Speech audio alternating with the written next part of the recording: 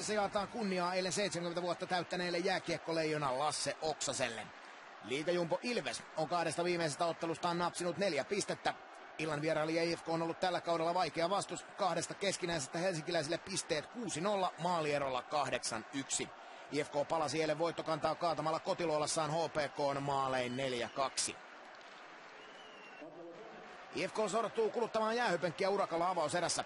Parhaimmillaan Ilveksellä on tarjolla reilun minuutin verran 2 miehen ylivoimaa, mutta Joni Hortio IFK-maalilla pitää verkkonsa puhtaana. IFK-vahdin tilille avauserässä 12 torjuntaa. Helsinkiläisille ensimmäiseen erään 8 jäähyminuuttia. IFK-peli on avauserässä pahasti sekaisin. Arto Tukion kakkosen aikana erän lopussa siimaa tulee vieraille, mutta parhaan paikan tavallut tässäkin alivoimaiselle Ilvekselle. Stanley Cup-voittaja Daniel Paje haastaa, mutta IFK selviää. Ensimmäinen erä on Hakametsässä näin maaliton. Toisen erän avaus viitosella IFK:n Jari Sailiolle avautuu paikka iskeä avausmaali. Ilves-vahti Anders Lindbäck kypsyttää ensimmäisen yrityksen ja irtokiekko jää Ilves-häkin sivun rautoihin, vaikka tyhjää maalia olisi jo tarjolla.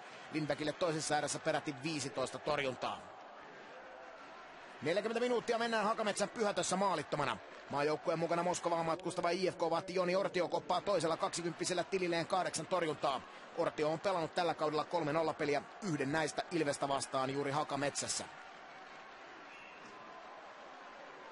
Ottelun avausmaali nähdään lopulta ajassa 49-25.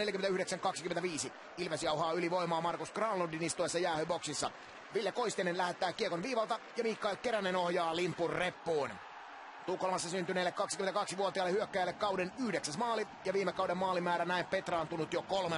Koistisen lisäksi Jesse Niinimäki kuittaa syöttöpisteen ja se on selvää, että Ortio ei pelaa tänään 0 peliä.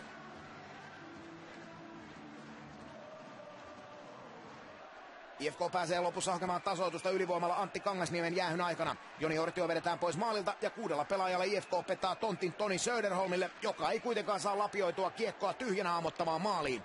Kohtalokas kiekon karkaaminen IFK kannalta.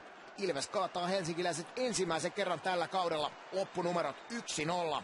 Anders Lindbäck pelaa kauden 3. nollapelinsä ja Tupsukorvien vahvasta puolustuspelaamisesta kertoo 4 viimeisen ottelun omien päästettyjen saldo.